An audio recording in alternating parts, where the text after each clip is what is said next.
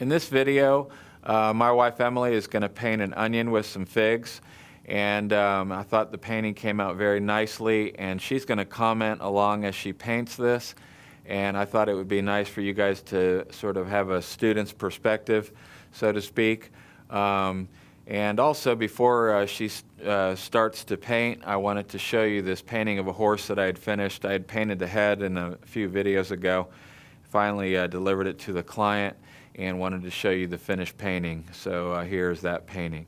And now, without further ado, here's Emily painting the figs with the onion.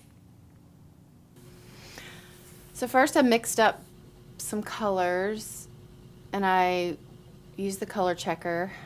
Just checking my colors, making all my rows, all my steps. So there's my drawing, and I always start with filling in the background. It's just, this one it was all black, so it was really easy. Nothing to see there. And then I started filling in the tablecloth, the front of the tablecloth. Always, always, always I start with the darkest shadows first, and I'm not at all worrying about being exact. Basically, I just want the colors and the value, really just the values, to be right with the front of the tablecloth. The shapes and such don't really matter that much. And filling in the dark steps, starting with the black and then working up to the lighter steps, and not really worrying about how much bigger my shapes are than the actual tablecloth. Trying to paint with bold strokes, trying to just fill in the space.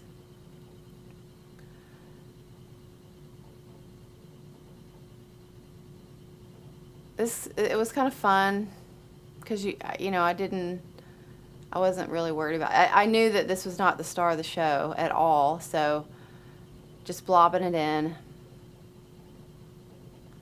not blending, trying not to blend too much,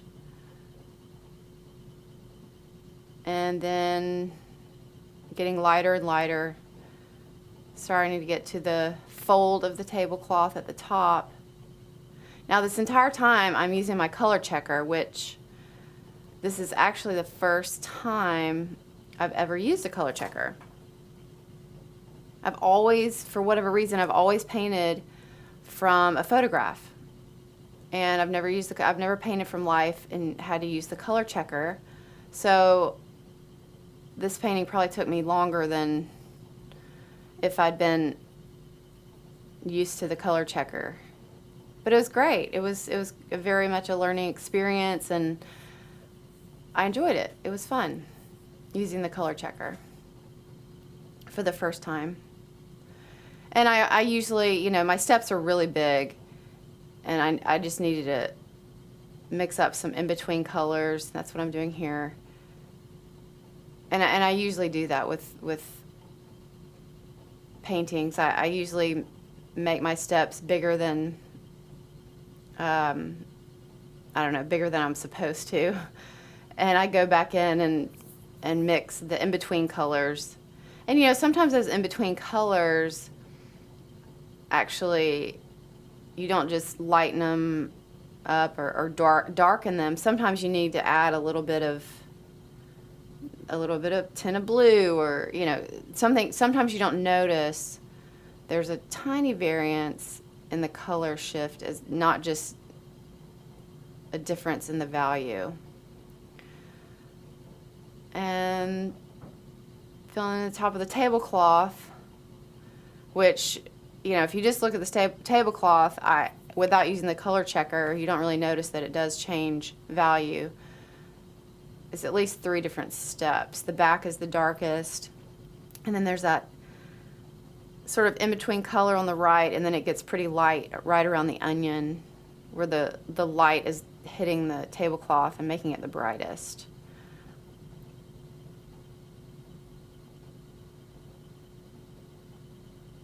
And if you'll notice, so I painted this over a couple of days. And over those couple of days, the fig in the middle started to rot, and I had to replace it with a new fig. So the fig that I drew is actually not the fig that, and I started to paint the fig, the middle fig, then it started to rot, so I had to replace it with the fig that you see in the photo now. So you'll see me, I initially paint it and it looks really different. So don't be confused by that, because I do go back in and fix it and try to make it look more like the fig that you see now. And that is the one of the problems with painting from life, at least painting, organic materials, organic items such as fruits or vegetables or flowers, is that they do rot and they die, they wilt, whatever it is you're painting. So you have to go pretty fast, or you take a photo and you paint from the photo.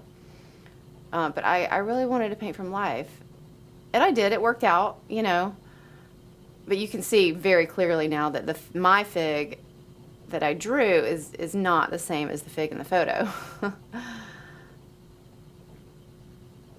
But it's okay. It's still a fig, and by the end of the painting, they all look like figs. So can't stress out about it if it happens to you. Just keep going. All right, so this plate really, really vexed me. I am not good at seeing an object as a simple two-dimensional shape like Mark teaches. I think drawing is for sure one of my weak points, probably my weakest. I have no confidence in drawing. I do use the proportional divider in a big way, but I still really struggle with drawing. So anyway, Mark just is trying, he always tries to tell me, okay, try to see the object as a two-dimensional shape. And so I sort of put my eyes out of focus and I try to see that plate as a shape instead of a plate, and I still, it is so wrong. You can tell the plate is so wrong. Anyway, I go back and fix it later because I just got frustrated and I just saw it and it was so wrong, and I just moved on. I moved on to the figs, which is fun. The figs were way more fun than the plate. So the fig, as you can see, I started with the darkest shadows first, and always reminding myself not to pollute the shadows. Do not pollute the shadows, Emily. You have to keep them dark. And usually, if not always, paint those shadows larger than they actually are, because you can go back in and easily put a lighter color over it. It's way harder if your shadows are not big enough and you try and then you paint the light color in, you have to go back and try to darken it. It's just way more complicated. So I always shadows first and make them bigger than they actually are.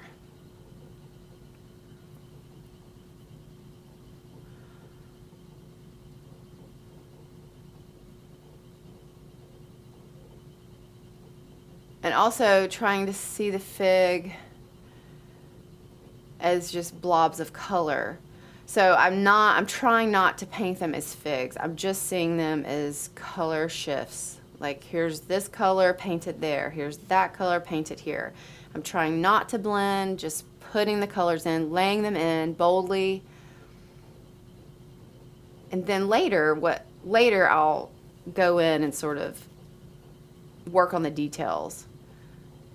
But I paint in two steps, in my mind at least. First, I put the colors where they belong. I don't think about it looking like a fig. I just think about it as sections of color. Just put it in. Don't blend, put it in. Lay it down. And then coming back later to fill in the details and make it look more like a fig.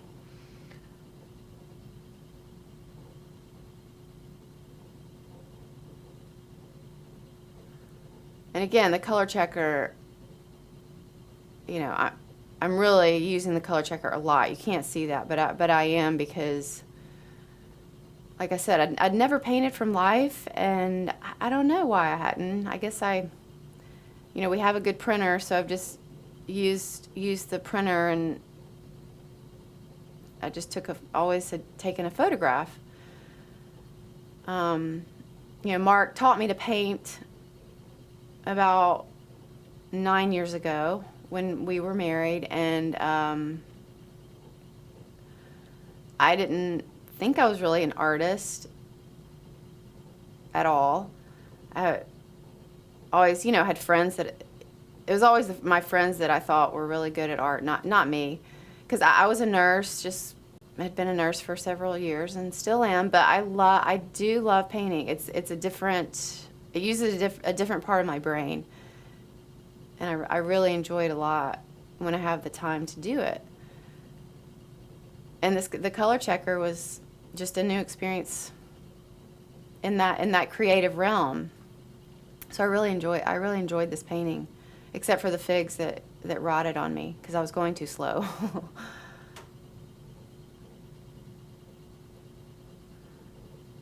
Let's see, what am I doing here? So just filling in the stem. I'm pretty much finished filling in the first layer of colors on the figs, on the first figs.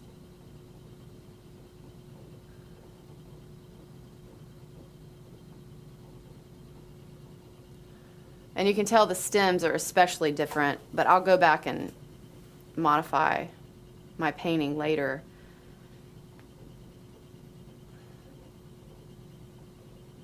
But I'm still painting like Mark teaches, or at least I'm trying to.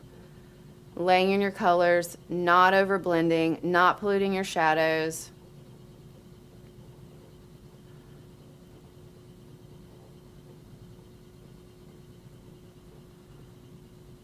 One thing that I do that's really different than Mark is I typically only use 2 brushes. Mark will sit there and he'll have an entire handful of paint brushes. And I don't even understand that. I can't keep up with all the paint brushes. I have a light color. I have a paintbrush that's sort of my lighter highlights. And then I have a paintbrush that's for my darker shadows. And that's it. I have 2. And they're, sort of... On the figs, I used a fairly large brush. I guess because I just wanted to not focus on the detail. It helps me not focus on the tiny details. I did change brushes here, and I got a little smaller because I needed to fix that stem. But I try not to paint with tiny paintbrushes because it makes me sort of over-obsess about the details. So I use a little bit bigger brush initially at least to fill in the color, lay in my colors. It makes me paint more boldly and not blend. I just lay in the colors with sort of a brush slightly bigger than the one you see there. And I have a dark brush and a light brush. And then when I come back for the details, I use a smaller brush. And I break a lot of rules too, because I sort of go from dark to light, and I'm not supposed to do that. But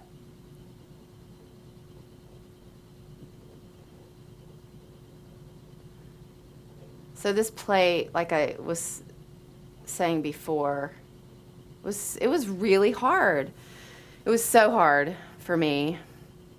For whatever reason, it's just hard for me to do shapes that are precise, like a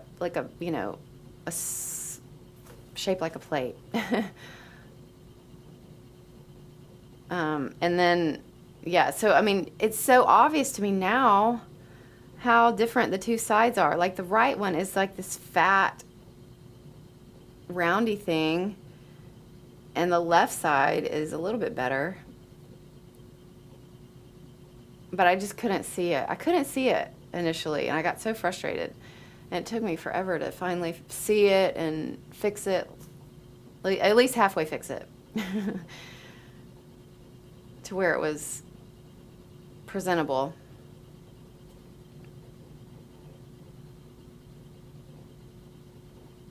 And, you know, a good thing about painting figs versus like painting a portrait, which I've done more portraits lately. I haven't painted a still life in a while, but so it's a lot less pressure to paint a still life because, you know, those figs and the onion, you'll see, I did not draw them perfectly, not even close to perfect, and it does not matter. It does not matter. Just go for it. The values have to be right, and the overall shape has to be right. But otherwise, you know, the little details, you sort of make it yours. You know, like what am I going to emphasize? Or just leave alone. And still working on the plate.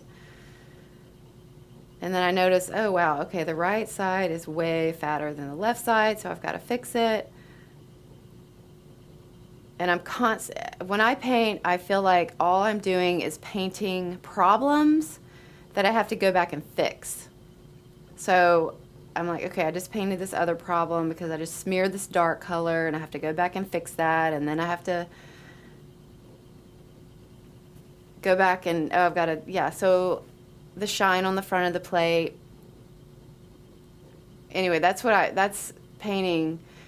It's a constant challenge. It's like I'm laying in my colors, creating, see, just created that problem. Oops, the paintbrush, I should have used a needle brush and I didn't because I was too lazy to change my brushes.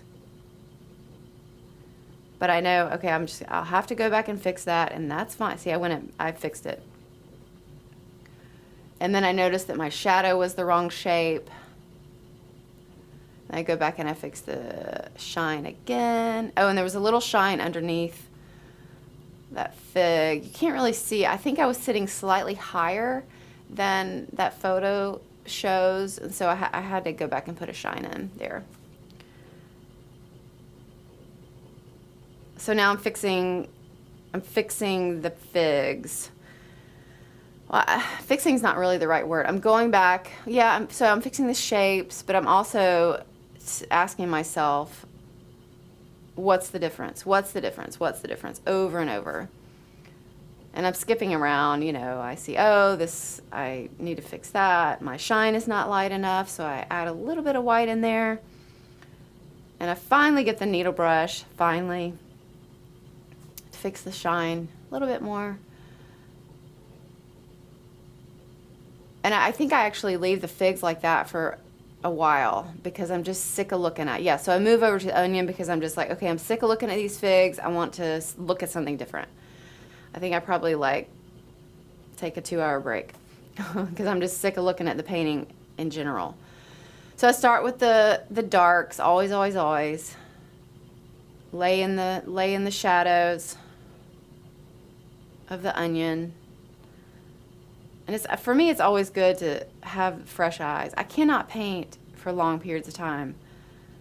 I'm not good at sitting still either, so I have to, you know, I'll paint for an hour at most, and then I have to get up and walk around and get the blood flowing again in my muscles so that I can sit there. I'm not good at sitting still, so I take a lot of breaks. But I think it makes me paint better because I don't get bogged down in one thing. Just move on, keep going. And then I come back and I see all the problems and I start to fix them. So laying in those dark shadows, trying not, always telling myself, don't pollute the shadows. Make sure they're big enough, if not a little bit too big. Paint them in, a little bit over, paint them. And as you can see, the shape of my onion is totally wrong. Well, I don't know if totally is the right word, but it is wrong. But I just don't care. I just left it because I knew it'd still look like an onion. Maybe I wanted it to match the figs. I don't know. I really don't know. But it's still, yeah, still an onion. So huge optical illusion here. You know, you look at the onion and you think, there's no way it's this dark, but the color checker, it'll show you. The color checker will not lie. You have to just trust it.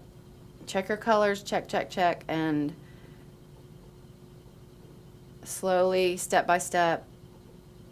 And I'm noticing I'm having to, you know, mix some extra colors, some in-between steps. Some of my steps, like I said, are usually a little bit too big or not exactly right, which is not a big deal. You just mix up some new colors.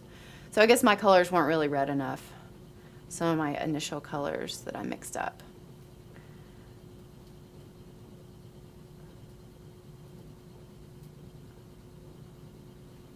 And especially with this onion, even more than the figs, I did not, initially, when I first laid in those colors, I was not looking at all of those details in that onion. The flaky parts, the veins, the little cracks, the creases. I was just laying in the colors, trying to put my eyes out of focus and see that onion as blobs of color, as sections of different colors. So I just put that in first, starting with the darkest shadows and working my way up. And I don't think I mixed any of those green colors on the right side of the onion initially. I had to go back and mix a lot of those green colors for whatever reason. It's funny, you know, you just don't really, sometimes you don't notice what you've skipped over. At least I don't.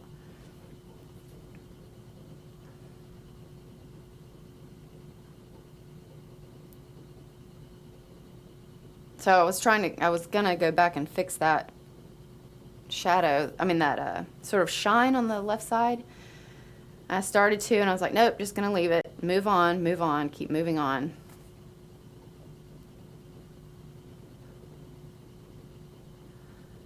And then there's that little skin that's flaking out on the bottom.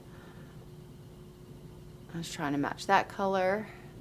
Oh, and then I had to mix a lot of these greens because I didn't mix them initially. I didn't see it as so green over there.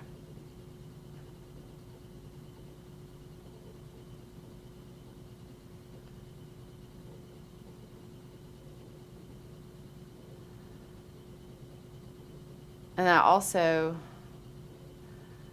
didn't see, oh, the pink. Yeah, so I don't know. I think I just completely ignored the right side of the onion with the color checker at first. I don't know. I just got tired of mixing colors and just stopped mixing colors. And so I didn't notice that it was so green and pink over there on the right side, which I love. I love those colors, and they're beautiful colors, but I completely skipped over those. So if you see on my palette, you don't see those on my palette initially, and that's fine. If you ever skip, just mix them up. So I'm still trying to paint in these shadows.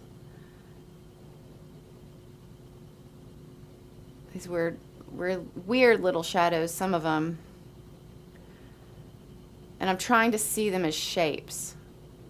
You know, like a little crescent or a triangle, or simply seeing them as shapes of color. This is not an onion to me right now at all. I'm painting it as shapes of color.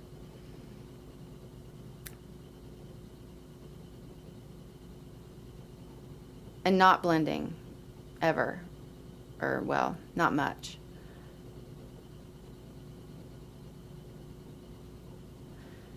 The line between your background color, which is black in this case, and the object you're painting,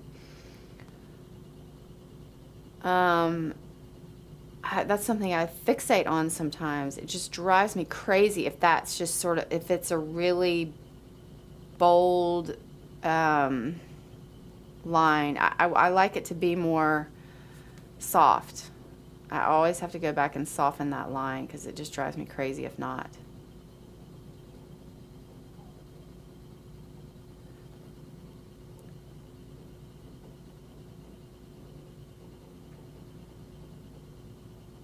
you know, I could have gone back and really made this onion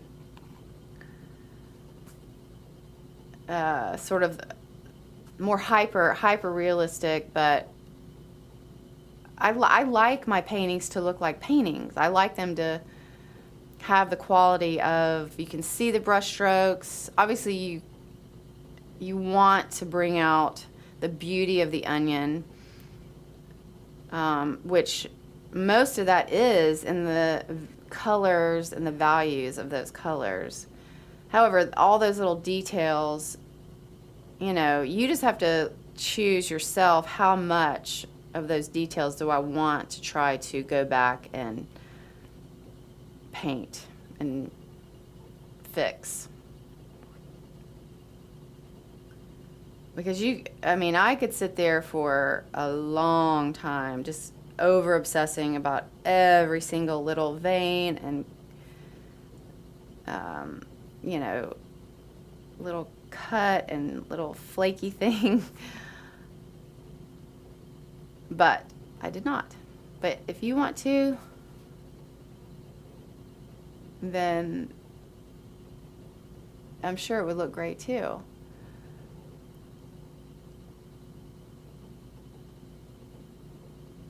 And for whatever reason, I did choose to use a slightly smaller brush for the onion. I really don't know why. I mean, it's not tiny, but I used a smaller brush to paint the onion. And I think I only used one brush the entire time, which would drive Mark crazy. I just started with the, you know, the darkest shadows, and this slowly worked up, and in between, you know, I'm using my paper towels and wiping off, but I don't know, it's just so much easier for me not to have to think about switching my brush out with every color shift. It would take me a lot longer to do that, and I guess I never got in the habit of doing that, so it's hard. It would be even more hard. I'm probably stopping to use my color check, hold up my color checker, compare my colors, see how big that color actually is. Because, you know, sometimes you'll think, okay, it goes from here to there, and you'll paint it in, and then you'll check again, and you'll think, oh shoot, no, it doesn't. It actually stops. It actually stopped way down below. So, you know, like I said before, and I'm sure Mark says all the time, you just have to trust your color checker. So I'm painting in the highlight, or I'm starting the sort of the base colors of the highlight. You want to start with those darkest highlight colors and then work up to the lighter ones and the lightest ones. And trying not to blend, just laying in those colors on top of each other and beside each other.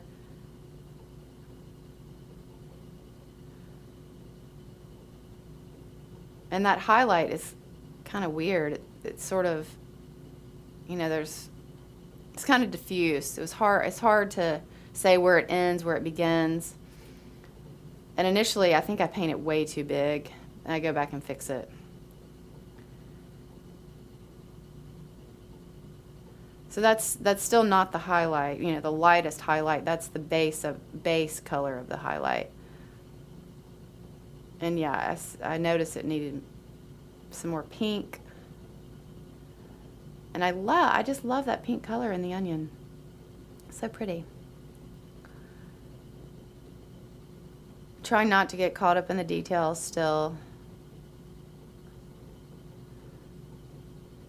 I think I made that even more pink. I think I mixed in a little bit more red, a touch of red into that color I had before to make it even more pink.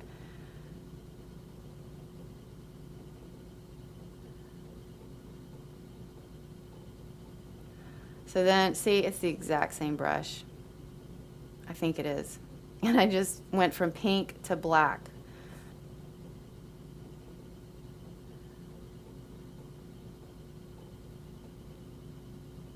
Okay, this is a different brush. Okay, so I had black, and then I knew I was going to the highlight. Oh, yay, I finally changed my brushes. I'm painting in some of the highlights. I painted it too big, and then I'm trying to go back and fix it now, but still not blending. And then I got a new brush.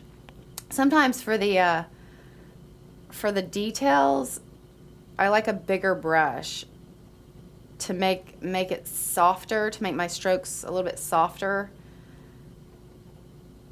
And so I'm using this bigger brush, and I'm trying to see the details.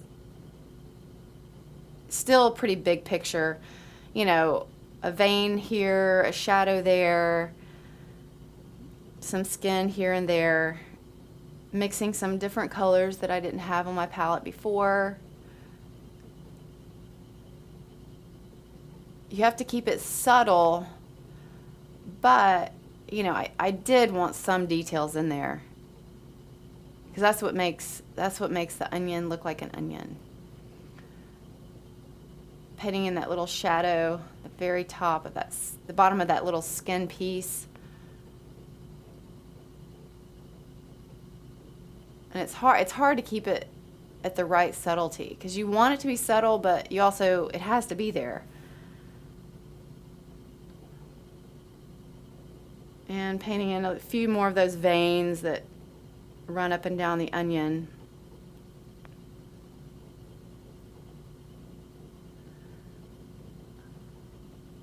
Oh yeah, I had to go back and fix that shadow as well.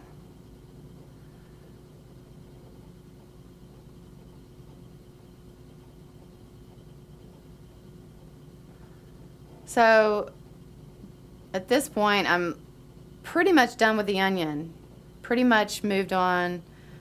And now I'm back to the figs, because I was sick of looking at the figs. Now I'm back looking at the figs and just asking myself, what is the difference? So initially I didn't put any of the little details, those little dots or anything in.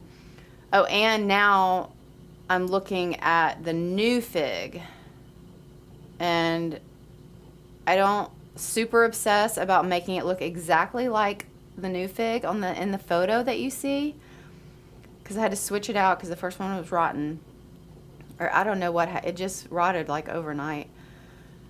But I do change my old fig quite a bit. I bring some of those lighter sort of orangey colors down into the shadows more.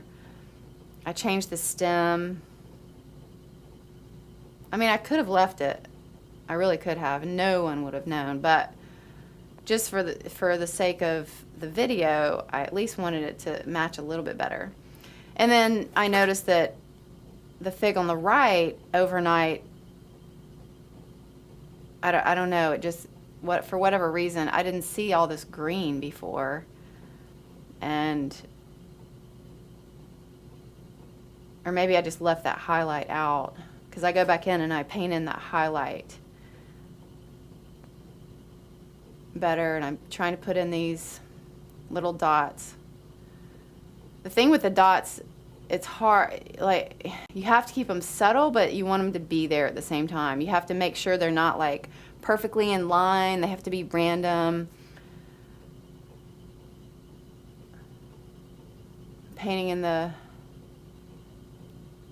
Trying to paint in the highlights.